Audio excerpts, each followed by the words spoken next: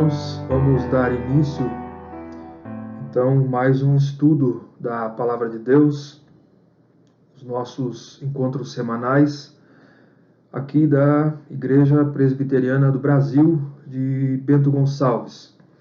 Desde já nós queremos agradecer aqueles que têm nos acompanhado pelo nosso canal no YouTube. Que a graça e a paz de Cristo seja com todos os nossos queridos irmãos. Nós estamos dando sequência aqui aos nossos estudos no livro do profeta Jonas. E nós queremos fazer isso agora, dar sequência. Tivemos o nosso momento de oração aqui, nós temos os nossos irmãos presentes aqui da Igreja Presbiteriana, ainda semanalmente, por enquanto, ainda nos encontramos virtualmente pelo Meet, mas esperamos que daqui a algum tempo nós já nos encontremos presencialmente, pelo menos na semana, algo que nós já estamos fazendo dominicalmente. E todos são convidados também, aqueles que nos acompanham. Queridos, nós vamos fazer a leitura da Palavra de Deus, então, dando sequência aos nossos estudos. E hoje, capítulo 2 do livro do profeta Jonas. Vamos abrir, meus irmãos, a Palavra de Deus aí.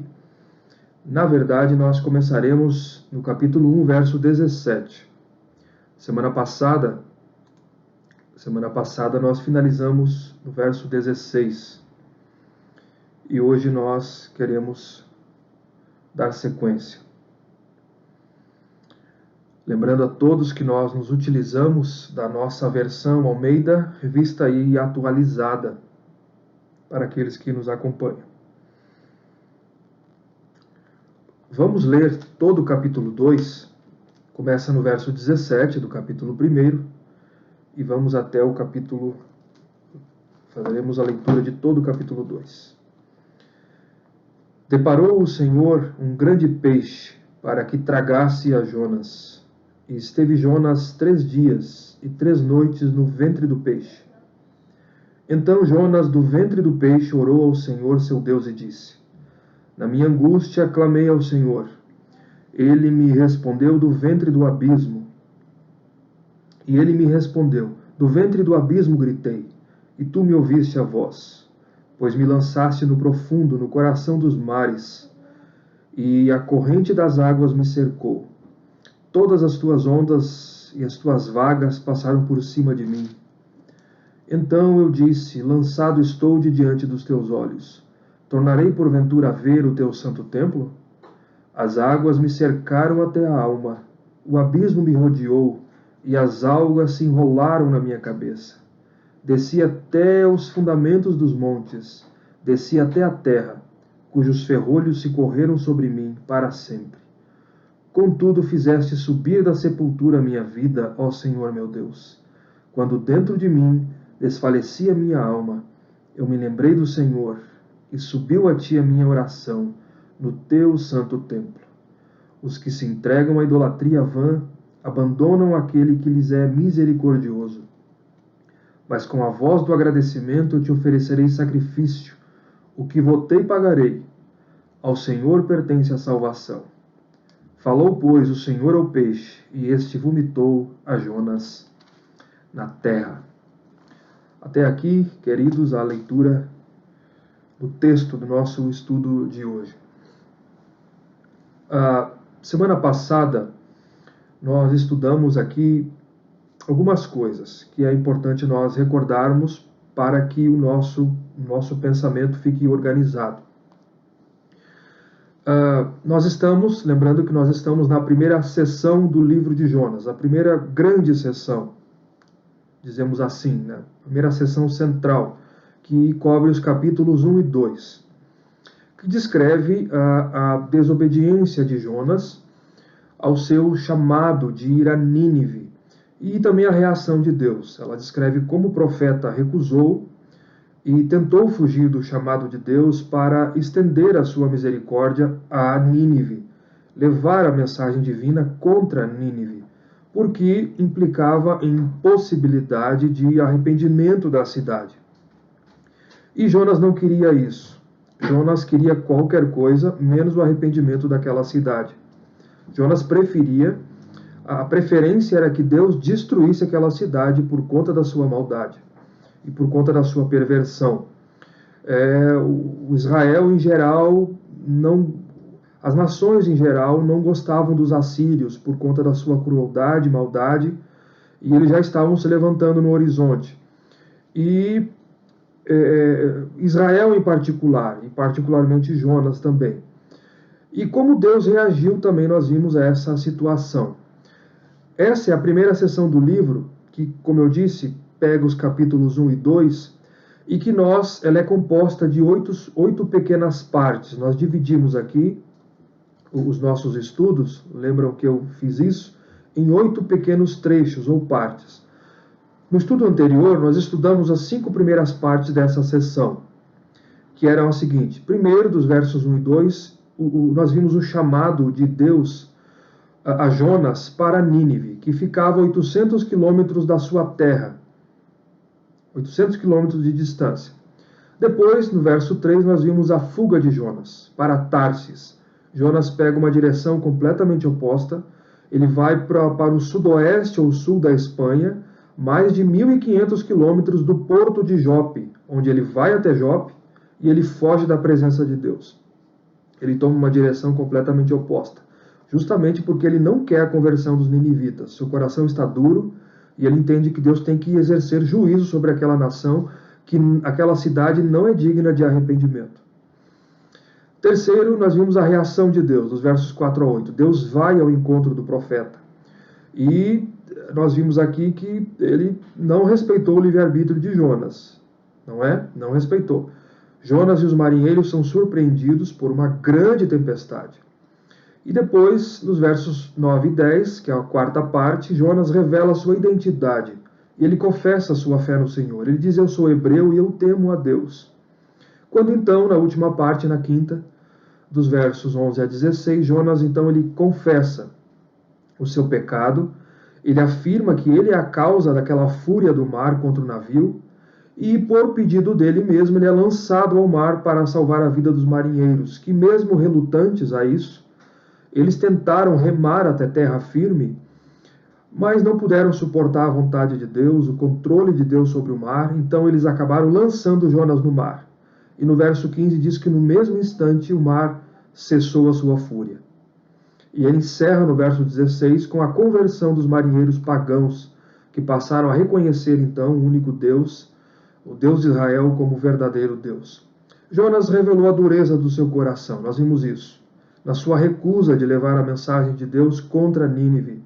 Como eu disse, ele sabia que juntamente com a mensagem do juízo de Deus contra Nínive, poderia haver o arrependimento da cidade. E ele, por saber que Deus é misericordioso, por saber que Deus é clemente, Jonas tentou fugir da presença de Deus e do seu chamado. Como eu disse, a gente tem que pensar nesse contexto. Os judeus, em geral, não gostavam dos pagãos. Eles não gostavam dos pagãos, mas em particular dos assírios, com seus exércitos desumanos e extremamente cruéis. E Jonas tinha um sentimento contrário a eles, e tinha um senso de justiça em sua alma contra os assírios por toda a maldade deles. Jonas não queria, ele preferia que Deus julgasse esse povo sem misericórdia. Mas logo ele percebeu que, irmão, não há como fugir de Deus. E não há como, isso é muito importante nós compreendermos aqui, não há como não cumprir a agenda de Deus na história. É impossível não cumprir a agenda de Deus. Deus tem uma agenda e ela vai ser cumprida. Deus é soberano sobre tudo na criação e na sua agenda na história. E nós percebemos também que, a despeito do duro coração de Jonas e da sua tentativa de fuga, mesmo assim Deus não deixou de operar. Deus estendeu a sua misericórdia na conversão dos marinheiros pagãos, que não tinham relação alguma com o povo de Nínive. Deus estendeu a sua misericórdia. É a manifestação da misericórdia de Deus no capítulo 1, alcançando pessoas que não o conheciam, para servirem a Deus, ao único Deus verdadeiro. Então é o primeiro momento que manifesta aqui, o tema central do livro, um dos temas que é a misericórdia de Deus. Hoje, nós veremos as últimas 3 partes desta grande sessão central, encerrando o capítulo 2. Nós vimos até a 5ª parte, hoje nós começaremos na 6ª parte, na 7ª parte e cobriremos a 8ª parte. A 6ª parte é apenas o verso 17, onde Jonas é salvo então da morte, engolido por um grande peixe. A 7ª parte é a sua oração, do capítulo 2, dos versos 1 a 9. É a oração de Jonas em forma de um salmo. Nós veremos isso aqui. E por último, a 8ª parte, verso 10 do capítulo 2, Jonas então é libertado do grande peixe. O peixe vomita ele na terra. Nós cobriremos isso hoje, essas 3 últimas partes, fechando então a primeira grande sessão do livro. Lembrando que no final nós abrimos aqui para o momento de perguntas. Vamos lá então à primeira parte, ou melhor, a 6ª parte. Verso 17, no capítulo 1, Jonas é salvo da morte, engolido por um grande peixe. Deparou o Senhor um grande peixe, para que tragasse a Jonas. E esteve Jonas 3 dias e 3 noites no ventre do peixe. Aqui acabou a fuga do profeta. Ela acaba exatamente aqui.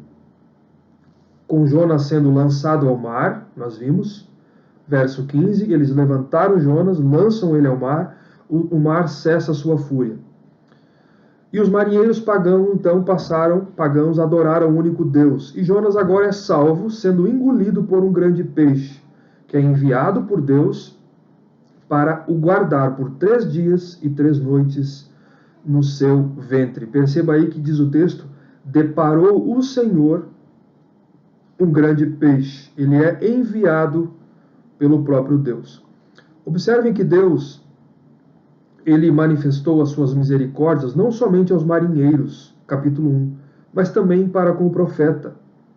Tanto eles como Jonas, eles experimentaram a compaixão de Deus. Então, primeiro perceba que é importante compreendermos isso, quando nós falamos de misericórdia. Misericórdia pressupõe queda. Não tem sentido misericórdia sem erro, sem pecado. Por isso que sempre que se ouve de misericórdia, ela pressupõe o erro, ela pressupõe transgressão, ela pressupõe queda. É assim na salvação. Deus, contemplando a humanidade caída, ele, com grande amor que ele amou, ele então nos salva dos nossos delitos e pecados. Mas sempre é Deus entrando com misericórdia quando ele pressupôs a queda. Nesse sentido aqui. Segundo, que Deus ele se compadece, nós vimos aqui, tanto daqueles que não eram do seu povo, que são gentios, pagãos, quanto do seu próprio profeta relutante. Então nós vimos que Deus, a misericórdia de Deus, ela se estende a todas as classes, povos, línguas e nações, sem distinção. A pessoas de povos e línguas e nações. A misericórdia de Deus é exaltada no livro de Jonas aqui. Primeiro, capítulo 1, os marinheiros. Agora, capítulo 2, o próprio profeta Jonas. Terceiro ponto aqui do verso 17, nós não sabemos que tipo de peixe era este que Deus preparou e que Deus enviou para engolir o profeta Jonas. Algumas possibilidades foram aventuradas aqui, mas não nos é dito. Possivelmente não era uma baleia, como se diz, uma simples baleia, uma baleia comum, como as pessoas às vezes dizem. Possivelmente não era isso. Mas o texto não informa. Há alguns tipos de criaturas marinhas que poderiam, hoje já a gente pode provar isso, que há a possibilidade de ter engolido ou segurar no seu ventre o Jonas. Há algumas possibilidades que são aventuradas, mas o texto não nos diz. Então nós vamos nos calar aqui, porque o texto não diz. Nós nos calamos onde a Bíblia cala. Se a Bíblia trata, nós tratamos. Interpretamos e passamos o conhecimento. Mas onde ela cala, nós calamos. mas algum animal marinho que Deus preparou para proteger a vida de Jonas. E Jonas, o profeta desobediente, ele sofre aqui por conta da sua desobediência. Isso é um ponto importante. O Spurgeon, que é o calvinista, o reformado inglês, britânico, do século XIX, ele disse bem assim: Deus não permite que os seus filhos sejam bem-sucedidos em pecar. É uma expressão de Spurgeon. Deus nunca permitirá um filho seu ele sair bem-aventurado ou bem-sucedido debaixo do pecado. E Jonas é a prova disso. Mas mesmo assim, irmãos, nós percebemos a misericórdia de Deus. O grande peixe, ele é preparado por Deus, ele é enviado por Deus para salvar o profeta da morte. E ele vem miraculosamente, como uma manifestação da misericórdia de Deus, para com o profeta relutante e desobediente. E ele foi tão desobediente, o Jonas, que a gente percebe, os judeus não eram um povo do mar. Não eram um povo do mar como os fenícios, que são os marinheiros. Mas Jonas, com tanto anseio de escapar da sua missão e de fugir da presença de Deus, e não ver o arrependimento de Nínive, ele pôs de lado o medo, embarcou no navio e foi. Mas Deus se compadeceu dele. Deus vem para impedir que Jonas se afogasse e para o redirecionar a sua missão, à vontade de Deus. E o grande peixe vem então e engole Jonas. E ele esteve 3 dias e 3 noites no ventre do peixe. Lembrando que é um fato histórico, porque Jesus considerou esse fato histórico. Não é um mito, não é uma lenda, não é uma parábola, não é uma figura, não, é um fato histórico, porque Jesus cita ele, nós veremos isso mais uma vez no final. Essa expressão aqui, 3 dias e 3 noites, não significa necessariamente 3 dias e 3 noites completos, ou 72 horas. Porque em Israel, na antiguidade, para o povo de Israel, naquela época, uma parte do dia já era considerado um dia inteiro. Então, se ele fica um dia, por exemplo, e algumas horas do outro, já considera um segundo dia. É sempre assim que o judeu via. Uma parte do dia já era considerado um dia inteiro. Pode ter ficado 3 dias e 3 noites, como pode não ter exatamente todos os minutos e segundos que o texto está dizendo, exatamente por conta da linguagem e da interpretação que se fazia da época. Então, esse é o primeiro ponto, é a manifestação de Deus salvando, livrando da morte o Jonas, engolido por um grande peixe. Essa é a 6ª parte. A 7ª parte, ela tem uma tensão maior aqui, vai dos versos 1 a 9, que é a oração de Jonas. Nós lemos a oração aqui. Essa oração, ela está na forma de um salmo de livramento. Essa oração é uma oração em forma de poesia. Como muitas no livro dos Salmos, em que o profeta Jonas, ele ora a Deus humildemente, expressando os seus sentimentos a Deus, poeticamente, clamando por misericórdia de Deus e mostrando sua gratidão ao Senhor por ter salvá-lo do mar, do afogamento. Então, ela é uma oração do profeta, diz aí no verso 1, então Jonas do ventre do peixe orou ao Senhor Deus e disse, mas no formato de um salmo. Sem dúvida, Jonas esperava morrer no mar, quando ele é lançado no mar. Mas, quando ele se viu dentro de um peixe, ele percebeu que Deus havia se compadecido dele e que havia poupado ele da morte. Então Jonas teve tempo para refletir, se arrepender do que ele havia feito, e então ele ora a Deus na forma desse salmo, expressando poeticamente o que estava na sua alma. Eu dividi aqui essa 7ª parte em 4 pontos, 4 partes. Nós veremos isso. Primeiro, no verso 2. Vamos começar assim. No verso 2, Jonas faz uma descrição introdutória aqui acerca do seu livramento pelo Senhor. Tá? Vamos por partes. Então, Jonas está no ventre do peixe, verso 1, e a sua oração nasce da sua aflição. Mas o registro da sua oração, é claro, nós entendemos isso, ela é feita depois. Ele ora no ventre do peixe, mas o registro do fato é feito depois que ele saiu, é claro, né? Então, em primeiro lugar, verso 2, Jonas ele faz uma espécie de um resumo, aqui uma descrição introdutória do seu livramento por Deus. Veja aí o que ele disse: na minha angústia clamei ao Senhor, e ele me respondeu, do ventre do abismo gritei, e tu me ouviste a voz. Isso é o que nós chamamos de paralelismo. O que é um paralelismo? A poesia oriental hebraica ela é diferente da poesia ocidental. A nossa poesia, nós que gostamos de leitura, os irmãos que leem e gostam de poesia, a nossa poesia ocidental, basicamente, ela trata de rimas, com rimas. Mas a poesia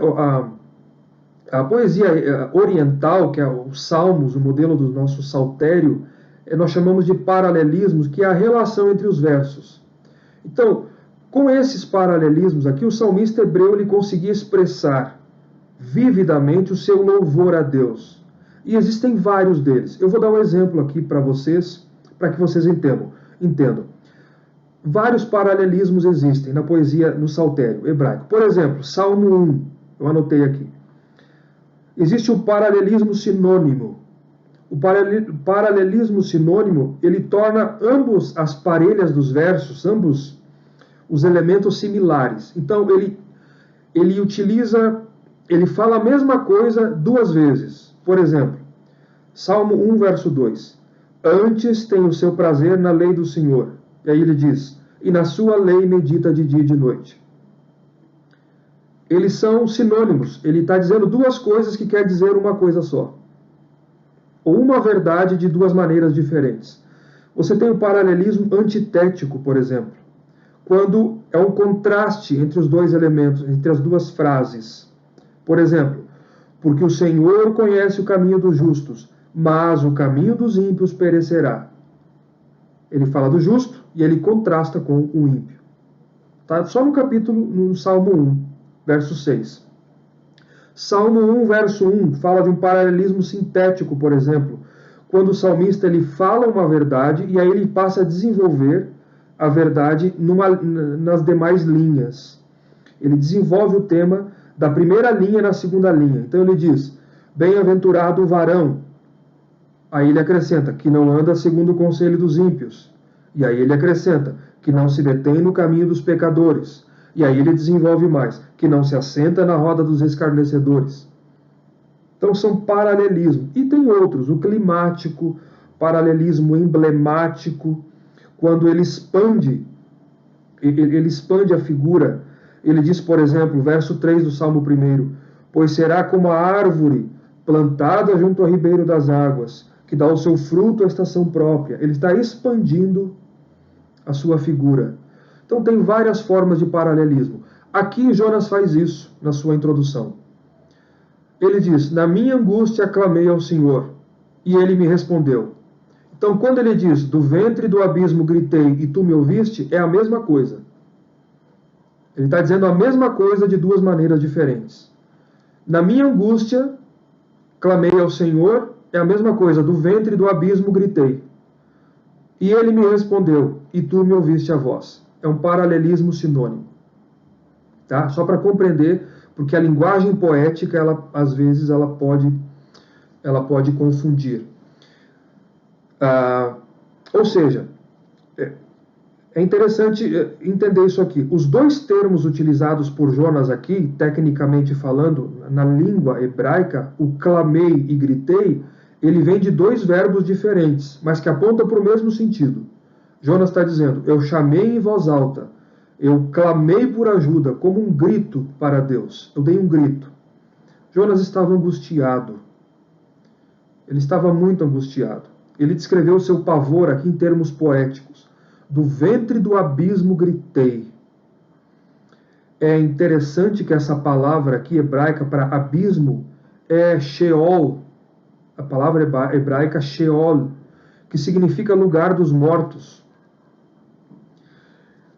Por isso, alguns intérpretes entendem, pensam que Jonas morreu, na verdade ele morreu, e que o peixe engoliu ele.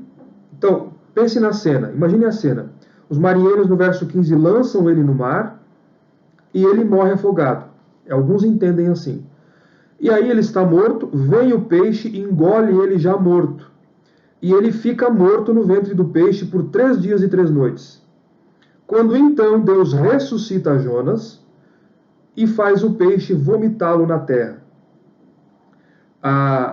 O argumento é que se assemelha mais com aquilo que aponta para a morte e a ressurreição de Cristo. É um tipo, eles dizem, se assemelha muito mais com a ressurreição de Cristo, que ele disse que fica 3 dias e 3 noites no ventre da terra, semelhante ao profeta Jonas. Mas nós não precisamos compreender assim. Eu creio que não. A linguagem aqui, ela é poética.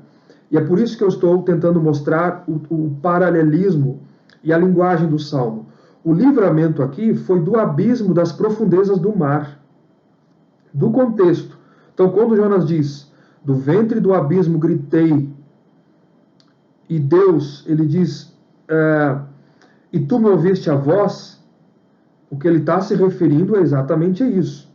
Quando os marinheiros lançam Jonas no mar, para Jonas o mar se tornou como um lugar de morte. É uma expressão poética aqui do seu estado de angústia, quando ele foi resgatado de um abismo lá do mar. Quando Deus tira ele do abismo do mar, lá do profundo do mar. Então esse é o primeiro ponto nosso aqui da nossa sétima parte. Jonas faz uma descrição introdutória do momento que ele está afundando no mar e que Deus tira ele do mar, lá do profundo do abismo. Segundo, dos versos 3 a 6, Jonas faz um relato da sua aflição no mar. Agora ele vai descrever como ele se sentiu, o quanto ele estava aflito nesse momento que os marinheiros jogam ele. Acompanhe o raciocínio aqui. Os marinheiros lançam ele no mar. E agora ele vai descrever. Veja aí no verso 3. Pois me lançaste no profundo, no coração dos mares, e a corrente das águas me cercou. Todas as tuas ondas e as tuas vagas passaram por cima de mim. Perceba que ele está descrevendo aqui o momento exato em que os marinheiros lançam ele no mar e ele começa a submergir. Ele começa a descer. Mas aqui é interessante que Jonas, ele compreende, perceba o texto aí, que na verdade não foram os marinheiros quem lançaram Jonas no mar, mas foi Deus quem o lançou. Veja aí que ele diz no verso 3, pois me lançaste no profundo, no coração dos mares. Ele está orando a Deus. E ele diz que na verdade foi Deus. Jonas reconhece que Deus estava fazendo tudo aquilo em virtude da sua desobediência, de tentar contrariar a Deus, de tentar se rebelar contra a vontade de Deus. E irmãos, ninguém faz isso sem que Deus, cedo ou tarde, venha ao encontro. Não é possível se rebelar contra Deus, desobedecer o mandato de Deus, sem que Deus não venha ao encontro. E Jonas sabia que tinha feito o que era mal aos olhos de Deus. Assim ele reconhece duas coisas. Primeiro, ele reconhece a reação de Deus e a sua disciplina sobre a sua desobediência. Ele já compreendeu, tu me lançastes no mar, no coração dos mares, a corrente das águas me cercou, todas as tuas ondas e as tuas vagas passaram por cima de mim. Foi por causa minha, foi pela minha desobediência, o Senhor me lançaste no mar. Segundo, ele reconhece que o Senhor tem controle soberano da sua vida e sobre a vida dos homens que ali faziam a vontade de Deus.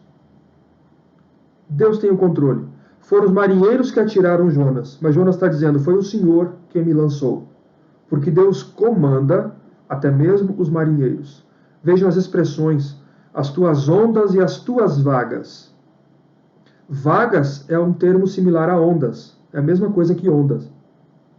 As tuas ondas passaram por cima de mim. Então, quando ele se dá,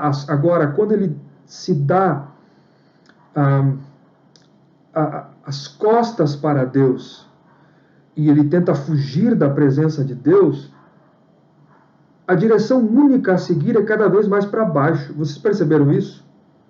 Que Jonas ele só vai cada vez mais ao fundo?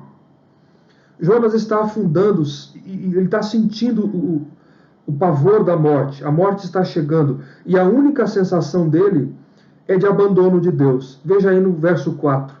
Então eu disse, lançado estou de diante dos teus olhos. Tornarei porventura a ver o teu santo templo? Nesse momento ele se sente abandonado por Deus. Os marinheiros lançam ele no mar e ele diz, eu fui lançado no ventre do abismo e no profundo dos mares e a corrente das águas me cercaram. Então eu disse, lançado estou da tua presença, diante dos teus olhos. Será que eu voltarei a ver o templo de Deus? Será que eu voltarei a ver a igreja? Ele sente isso, ele se sentiu abandonado por Deus. O templo de Jerusalém era o símbolo da presença de Deus. E Jonas expressa sua sensação de abandono por sentir-se lançado da presença de Deus, de cuja face ele tentou fugir, e do templo de Jerusalém. Ele reconhece aqui, irmãos, o poder de Deus, o poder da ira de Deus, da qual ninguém pode escapar.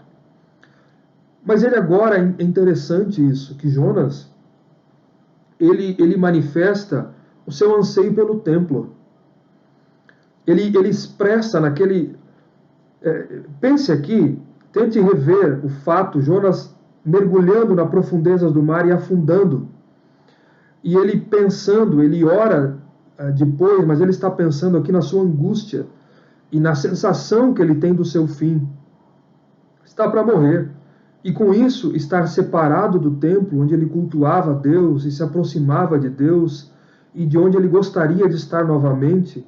Por isso ele diz, eu estou lançado diante dos teus olhos. Será que eu voltarei a ver o templo onde eu cultuo ao Senhor, onde eu ofereço sacrifícios ao Senhor? Ele está sentindo que é o fim dele. E versos 5 e 6, isso está muito mais claro. Jonas entende que é o seu fim. Ele descreve isso. Veja aí. Versos 5 e 6, na parte A do verso 6. Ele diz, as águas me cercaram, até a alma. O abismo me rodeou, e as algas se enrolaram na minha cabeça.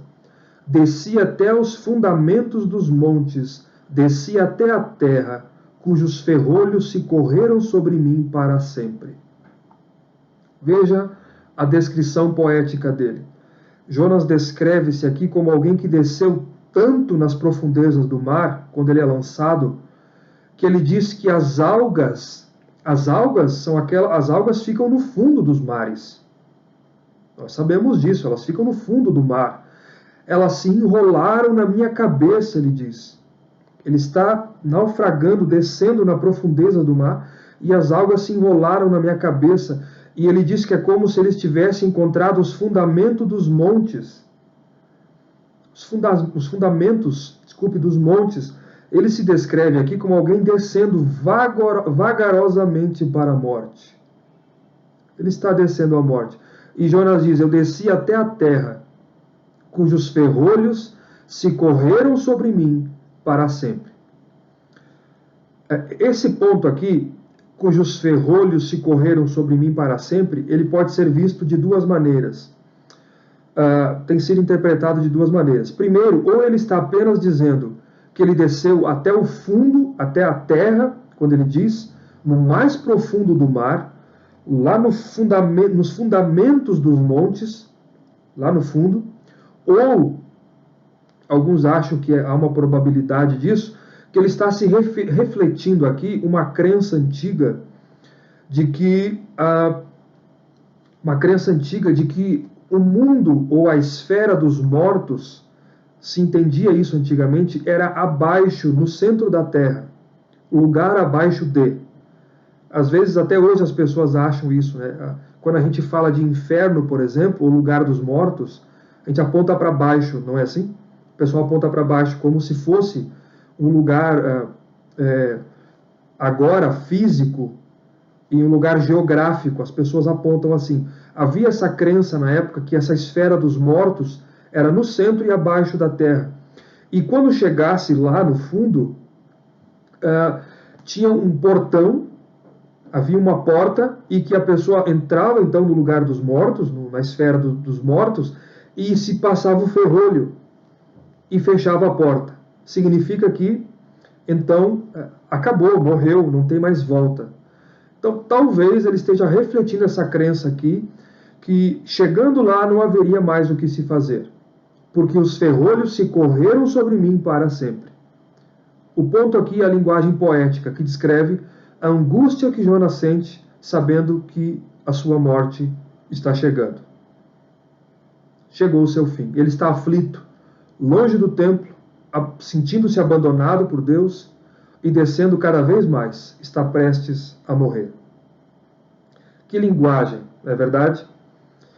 A terceira parte da sua oração, mas veja a terceira parte aí, no verso 6, na parte B, e o verso 7. Diz assim, a expressão contudo, ou todavia.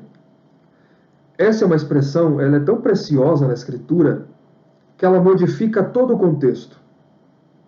Quando ele diz contudo, ele está modificando todo o cenário, porque agora ele vai descrever o seu clamor por ajuda e a misericórdia de Deus, o livramento que Deus lhe concedeu. Depois de tudo isso que ele está passando. Pense na cena, o que é que ele está refletindo no momento que ele foi lançado ao mar. Veja aí versos 6 e 7. Ele descreve então o seu clamor e o livramento. Contudo, ou todavia, fizeste subir da sepultura a minha vida, ó Senhor meu Deus. Quando dentro de mim desfalecia minha alma, eu me lembrei do Senhor, e subiu a ti a minha oração no teu santo templo. Jonas ora a Deus. Ele diz, eu me lembrei do Senhor. E subiu a ti, ó Deus, a minha oração no teu santo templo. Jonas, em angústia, ele passa a descrever aqui, irmãos, a sensação do seu fim, em sua expressão poética. Quando dentro de mim desfalecia a minha alma. A Nova Versão Internacional já traduz assim, quando a minha vida já se apagava. Quando era o meu fim. Estava no fim da minha vida, ela estava se apagando. Jonas diz, então eu me lembrei do Senhor. Eu me lembrei de Deus. Ele renova a sua fé em Deus. Ele renova a sua fé no Senhor. E ele ora a Deus como quem está renovando o seu compromisso com Deus. Ele sabe, ele entendeu o porquê ele foi lançado no mar.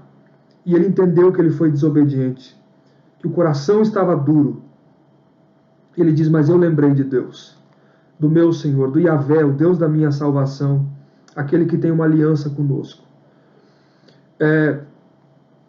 A sua súplica aqui, ela trata exatamente desse ponto e ela aborda isso. Quando ele diz, eu me lembrei do Senhor. Por que ele diz isso? Porque a sua lembrança de Deus, ela está fundamentada nas promessas do pacto de Deus com seu povo. Na aliança que Deus tem com seu povo. Jonas conhecia as promessas de Deus. Que Deus prometeu ser o Deus de Israel e que Israel seria o seu povo. Que Deus havia feito uma aliança com seu povo. Então ele diz, eu me lembrei do Senhor. E eu supliquei a Deus. Ele passa a suplicar a Deus. Veja aí no capítulo 1, verso 9, ele já havia dito isso. Quando eles pedem para que ele se identifique. Quem é você, os marinheiros? Nós estamos naufragando, o barco, o navio está se despedaçando. Quem é você? E ele diz, eu sou hebreu e eu temo ao Senhor, o Deus dos céus, que fez o mar e a terra. Ele lembrou de Deus, que ele temia a Deus.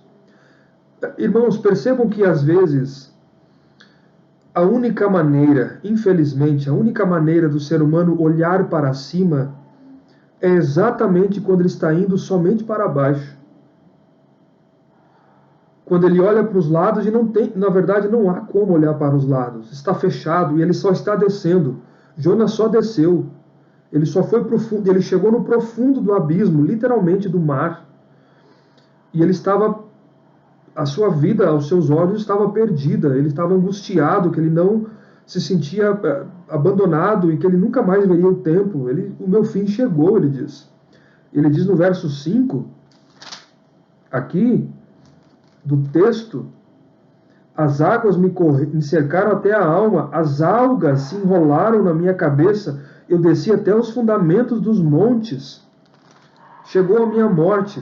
Mas é impressionante quando o ser humano, como o ser humano, ele lembra de Deus quando ele está no profundo do abismo. Jonas, ele faz isso, mas ele volta os seus olhos para Deus e clama por livramento. E Deus responde ao seu clamor. No verso 6, a parte B aí, Jonas diz: fizeste subir da sepultura a minha vida, ó Senhor meu Deus. Ele ora e Deus responde. Ele ora a Deus e Deus responde a sua oração. A palavra sepultura aí descreve o reino dos mortos. Então, exatamente o Senhor o resgatando da morte.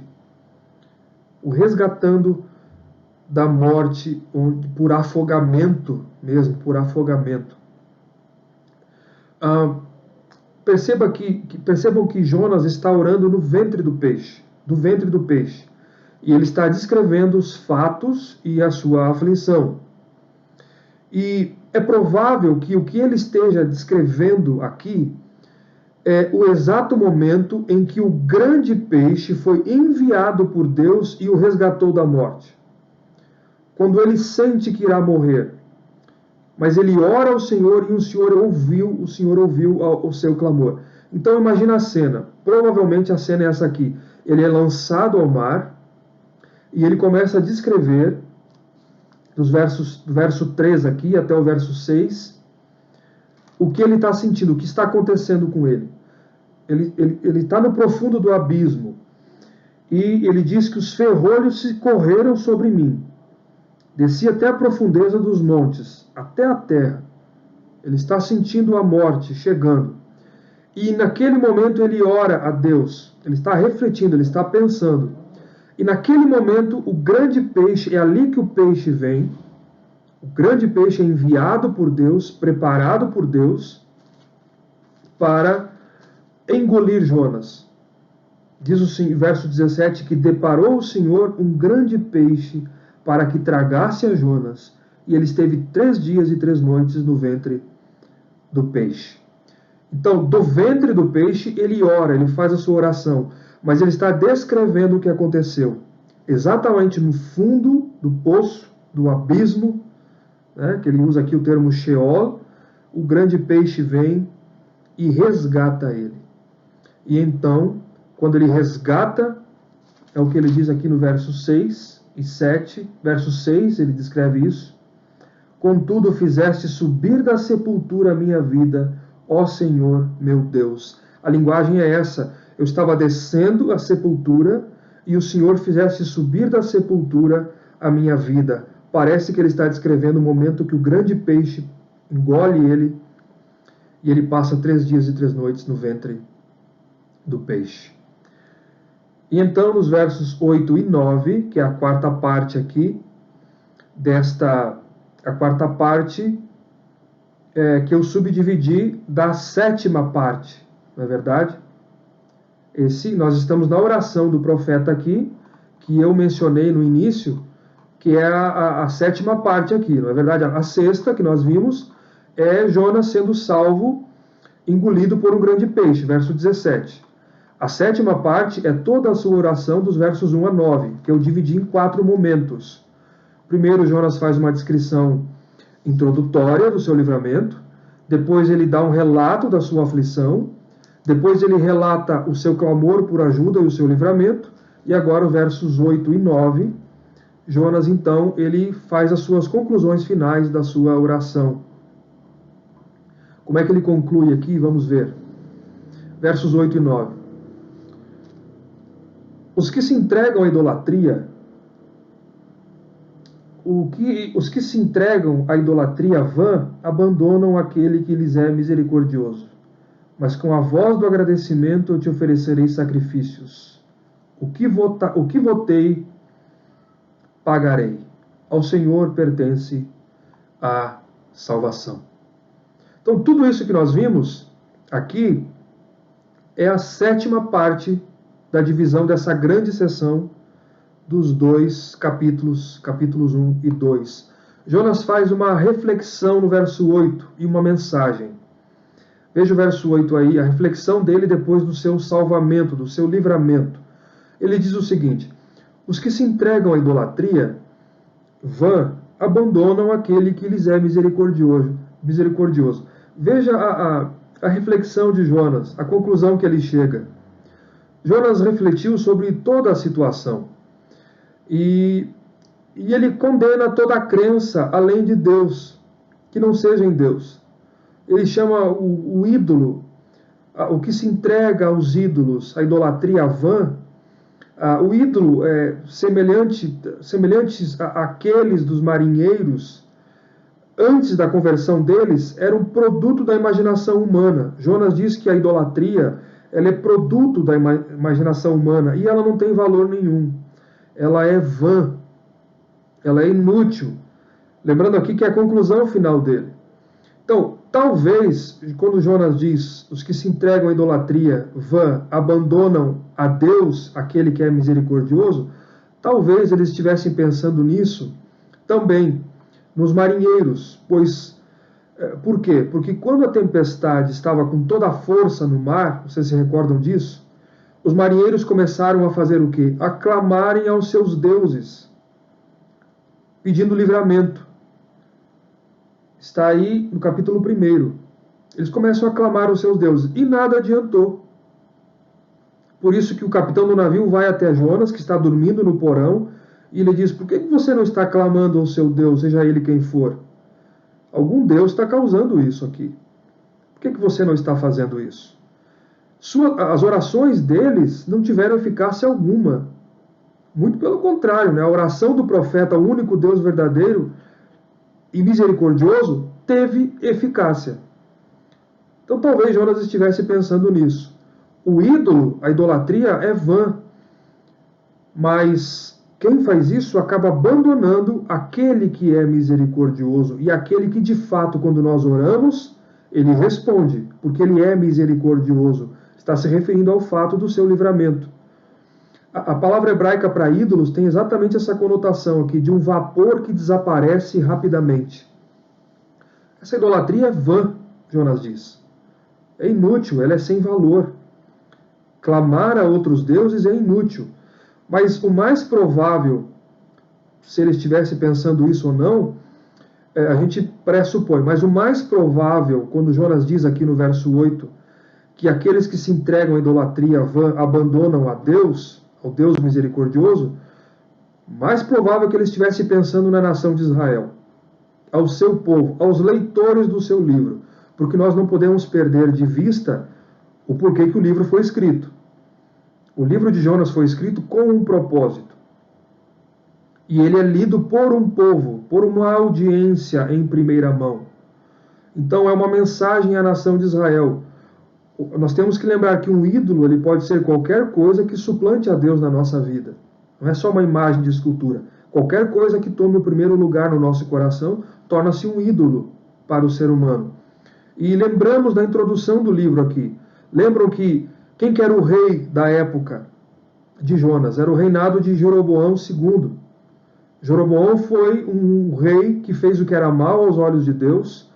Ele experimentou um período de prosperidade em Israel. Era um período próspero em Israel. Mas nós sabemos que durante esse período de expansão geográfica em Israel, expansão política e expansão econômica, foi um período de declínio espiritual da nação, declínio moral da nação. Israel se esqueceu de Deus, abandonou a aliança com Deus. Israel se entregou à corrupção e particularmente à idolatria. O texto que nós lemos no primeiro estudo de Jonas aqui, em 2 Reis, capítulo 14, ele diz que Jeroboão II, que era o rei do reino do norte de Israel, onde Jonas vivia e profetizou, ele fez o que era mal perante o Senhor. E Jeroboão, pelo histórico dele, ele fez tanto em Dan, que eram duas cidades, em Dan, como em Betel. Jeroboão, o rei de Israel, ele mandou construir altares para adoração de bezerros de ouro. Na sua época, ele conduziu o povo à idolatria. O rei de Israel continuou na idolatria e conduziu o povo à idolatria. Pois bem, essa é a mensagem de Jonas, do verso 8, destinada aos leitores do seu povo. Jonas diz o seguinte a Israel: não se entreguem à idolatria vã, porque vocês estão abandonando o verdadeiro Deus misericordioso, estão desprezando a sua misericórdia. Abandonem os falsos deuses, abandonem os deuses inúteis, eles são vãos. É vão, é o vapor que passa, é produto da imaginação humana, mas o nosso Deus é o verdadeiro Deus. Vejam o que Deus fez por mim. É isso que Jonas está dizendo. Vejam o que Deus fez por mim. Ele me tirou do profundo do abismo e fez-me subir da sepultura a minha vida. Ele é misericordioso. É um recado exortativo ao Reino do Norte contra a idolatria e o reconhecimento das misericórdias do único Deus. Porque, lembremos, irmãos, misericórdia pressupõe queda, pressupõe transgressão, pressupõe erro. Por isso que Deus vem com misericórdia. Ele age com misericórdia. Por causa do grande amor com que nos amou, a sua misericórdia está pressupondo a nossa condição de miseráveis. Então, misericórdia é um termo utilizado diversas vezes no Antigo Testamento, que se refere ao amor de Deus, ao amor leal de Deus. Ele descreve a relação, a sua fidelidade, a sua aliança com o seu povo. E Jonas reconheceu isso. Capítulo 4, verso 2, nós já lemos, ele diz: Deus, eu sabia que tu és um Deus clemente e misericordioso e tardio em irar-se. E essa era a mensagem para o povo. A idolatria teria que ser abandonada. A idolatria seria abandonar. Viver na idolatria seria abandonar a lealdade da aliança que Deus tinha com o seu povo. Era ser infiel à aliança que Deus tinha com a nação de Israel. Então ele diz isso em primeiro lugar. A conclusão que ele chega primeiro é essa: se vocês se entregarem à idolatria, é infidelidade à aliança. Vocês estão abandonando a Deus, porque é o Deus único, verdadeiro e misericordioso. Vejam o que ele fez por mim. Ouçam isso, Reino do Norte. Verso 9, ele faz um voto. Mas com a voz do agradecimento eu te oferecerei sacrifício. O que votei pagarei. Jonas agradece a Deus pelo livramento. Ele faz um voto solene, que é uma promessa com um juramento, prometendo que irá cumprir. O que ele vota? Ele diz: o que eu votei eu pagarei. O que ele vota? Ele promete ir adorar a Deus no templo, com sacrifícios e com cânticos de agradecimento. Esse é o voto que Jonas faz. Percebam que tanto os capítulos 1, os dois capítulos 1 e 2, terminam com votos de sacrifícios. Perceberam isso?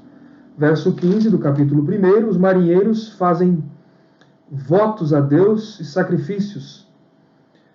E Jonas também, depois que é alcançado pela misericórdia de Deus, ele diz a Deus: eu vou ir ao templo e eu farei sacrifícios ao Senhor, com cânticos de ações de graças. Eu farei isso, e o que eu votei, eu certamente pagarei o meu voto.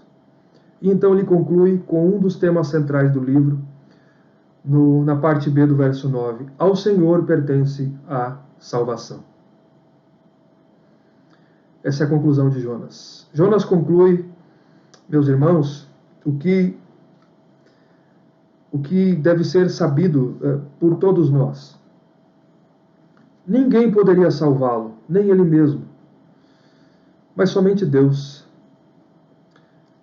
Aqui parece já haver um prenúncio do que iria acontecer com os ninivitas. Não percamos de vista o foco do chamado de Deus.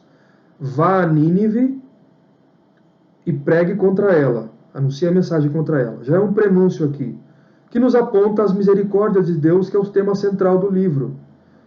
Porque, primeiro, os marinheiros estavam perdidos, em idolatria, em miséria, e Deus estendeu a sua misericórdia aos marinheiros, e eles se converteram, foram convertidos a Deus. Segundo, Jonas estava em profunda angústia, prestes a morrer por sua desobediência, e Deus estendeu a sua misericórdia a Jonas. Então, aqui já pré-anuncia que as misericórdias de Deus, semelhante aos marinheiros, e também estendidas a Jonas, seriam estendidas aos ninivitas, que se arrependessem. O que até então Jonas não queria que acontecesse. Jonas era contrário à ideia. Ele entendia que eles não deveriam ser alvos da misericórdia de Deus, ou serem alvos de arrependimento, mas que Deus deveria executar juízo sobre esse povo cruel e pagão. Mas agora, depois de toda a sua experiência, Jonas chega à conclusão: ao Senhor pertence a salvação. Não pertence a mim. Não sou eu quem tenho que definir quem deve ser salvo e quem não deve ser salvo. Não somos nós quem devemos definir quem merece arrependimento ou quem não merece arrependimento, mas é ao Senhor. Deus salva da morte quem Ele quer, e Deus estende a sua misericórdia a quem Ele quer. Jonas compreendeu isso.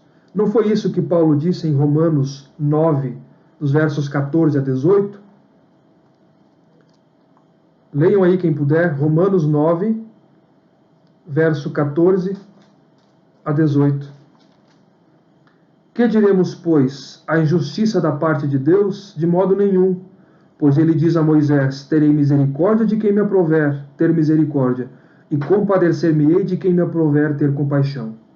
Assim, pois, não depende de quem quer ou de quem corre, mas de Deus usar a sua misericórdia. Porque a Escritura diz a Faraó: por isso mesmo te levantei, para mostrar em ti o meu poder, e para que o meu nome seja anunciado por toda a terra. Logo tem ele misericórdia de quem quer, e também endurece a quem lhe apraz. Jonas compreendeu isso. Ao Senhor pertence a salvação. Todos são miseráveis diante de Deus e necessitam de salvação. E Deus não só tem poder para salvar, como Ele também tem a prerrogativa de fazê-lo com quem Ele quiser. Aqui é o ponto central do livro. Ao Senhor pertence a salvação. Ele irá demonstrar a sua misericórdia para com os ninivitas, independentemente da vontade relutante de Jonas ou de qualquer outro ser humano, mesmo do profeta. Ao Senhor pertence a salvação, e nós temos que lembrar disso. Ok, queridos? Temos que lembrar disso. A última parte, que é a oitava, então, a oitava partezinha da nossa divisão da primeira grande sessão, que cobre os primeiro e o segundo capítulo do profeta Jonas. A oitava parte é o verso 10. Jonas é libertado do grande peixe. Veja aí como é que encerra. Falou, pois, o Senhor ao peixe, e este vomitou a Jonas na terra. Falou o Senhor ao peixe. Aqui não nos... é uma pergunta que eu queria... Aqui não nos lembra alguma coisa? Não sei se lembra a vocês... não lembra Gênesis 1, o relato inicial da criação? Quando diz: e disse Deus, haja luz, e houve luz. E disse Deus, pelo poder da sua palavra, o poder da sua palavra de ordenar e trazer à existência o que não existia. Ordenou o Senhor, falou, pois, o Senhor ao peixe, e o peixe vomitou Jonas na terra. O termo aqui é literalmente vomitar no hebraico. Não é outra coisa, é vomitar mesmo. Ele vomitou Jonas na terra. Deus ordena e faz com que a sua criação lhe obedeça.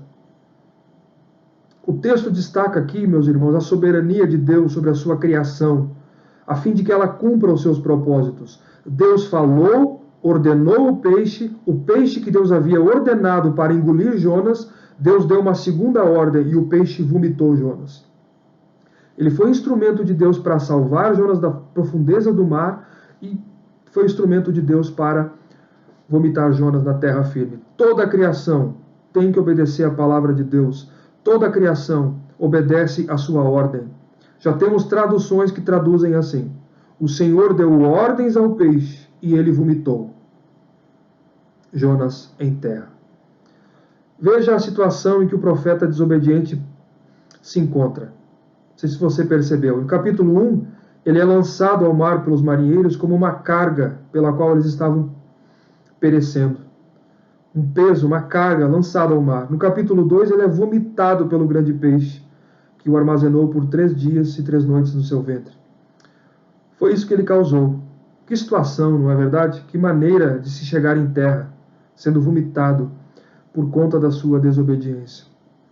Mas Deus, queridos, é misericordioso e Deus traz de volta o profeta. Deus o traz de volta ao ponto para que então ele tomasse o rumo em direção a Nínive para cumprir a ordem de Deus registrada no capítulo 1, verso 2. Capítulo 1, verso 2. Dispõe-te, vai à grande cidade de Nínive e clama contra ela, porque a sua malícia subiu até mim. Deus traz ele ao ponto. Um detalhe aqui para nós concluir. Eu já ouvi pessoas, até pregadores dizerem isso, que o peixe vomitou Jonas, e Jonas na terra, vomitou Jonas na terra, e logo ele já saiu pregando aos ninivitas. Não sei se vocês já ouviram isso. Mas vocês que estão acompanhando aqui desde o início os estudos, já perceberam pela geografia, pelo mapa que nós mencionamos aqui, que isso é impossível. É impossível. Lembram que Jonas recebeu a ordem de Deus e ele tentou fugir para Tarsis. Ele está... É o seguinte, ele desce para Jope, ele recebe a ordem de pregar a Nínive, ele vai a Jope, que era uma cidade portuária, não israelita, que ficava a 80 quilômetros da sua terra natal, que era Gat-Hefer. Então ele vai para Jope, e em vez de ele ir para Nínive, Jonas ele vai para o outro caminho, ele vai para Tarsis, que fica quase 1.500 quilômetros ao sudoeste da Espanha, para o outro lado. Para o outro lado. Ele desce para o local, né, para Jope, que era um porto do Mediterrâneo, e ele pega um caminho completamente oposto. Ou seja, provavelmente aqui, como no início da viagem, tudo aquilo, ele enfrentou tudo aquilo, provavelmente o peixe vomita ele ali mesmo, perto de Jope, nesse local aí, ou seja, ele está de novo quase no mesmo local. Ele teria que começar tudo de novo e viajar 800 quilômetros para Nínive para fazer a vontade de Deus e levar a mensagem de Deus. Tudo de novo. Ele teria que começar por conta da sua desobediência. Então não é cuspido na praia ali, porque não tem mar em Nínive, na Síria, ali não tem mar. Ali, ele é vomitado, não cuspido, né, desculpe, ele é vomitado em Jope e ele tem que começar 800 quilômetros novamente. Grande lição, queridos, é Deus o Senhor sobre tudo, é Ele quem dá ordens à sua criação, é Ele quem ordena e ela tem que obedecer. Deus fala ao vento, Deus fala ao mar, Deus dá ordem ao peixe, Deus dá ordem aos seres humanos, a todos se sujeitam à sua ordem. Ele é soberano sobre Jonas, sobre os marinheiros e sobre a história que caminha segundo a sua agenda pré-estabelecida. Essa é uma das grandes lições. Segunda grande lição, que é central aqui, ao Senhor pertence a salvação. É prerrogativa de Deus, é do poder de Deus. Deus estende a quem Ele quer. Todo ser humano é carente de Deus e carente de libertação. Todos são miseráveis e culpados, os marinheiros, Jonas e os ninivitas. E Deus salva a quem Ele quer e estende a sua graça a quem Ele quer, independente da vontade ou de conceitos humanos. Terceira grande lição aqui é Deus ouvindo as orações do seu povo. Deus ouve a oração do aflito, por isso não cesse de orar. Jonas disse, quando dentro de mim eu desfaleci na minha alma, eu me lembrei do Senhor. E a Deus ouviu, subiu a minha oração. Deus responde, e Deus respondeu, preparou e destinou um grande peixe para isso, meus irmãos. Isso deve nos encorajar a orar a Deus e aguardar a resposta de Deus. É claro que pelo livro, pela descrição do livro, nós percebemos que a soberania de Deus, ela se alinhou com a oração de Jonas. Deus tinha preparado um grande peixe, e quando Jonas ora, Deus envia o peixe, mas o grande peixe já estava preparado. A soberania de Deus já estava na agenda de Deus, o grande peixe, mas Deus se utiliza de meios secundários, e o meio secundário foi a oração de Jonas. A soberania de Deus não elimina a nossa responsabilidade de orarmos a Deus. Ele vai cumprir a sua vontade, mas ele faz isso por meios, e a oração faz parte dos decretos de Deus, estão incluídas nos decretos de Deus. E por último, toda essa história não é simplesmente uma história bíblica. Jesus cita essa história e Jesus a considera, ele chama aqui como sinal do profeta Jonas. Ele traça uma ligação entre ele e o que ele chama do sinal do profeta Jonas. Jesus considerou Jonas como um personagem histórico e ele cita sua narrativa como uma analogia que apontava para ele, como um tipo da sua morte e da sua ressurreição. E a experiência histórica de Jonas no ventre do peixe é exatamente isso. Jesus usa como uma analogia, como um tipo dos seus sofrimentos, dos seus sacrifícios, apontando para um fato, queridos, de que Deus salva quem Ele quer, mas Ele salva unicamente por intermédio de Jesus Cristo, o seu Filho, a quem Jonas apontava e tipificava. Que Deus nos abençoe. E com esse estudo nós queremos então fechar agora e abrir para um momento de perguntas e respostas.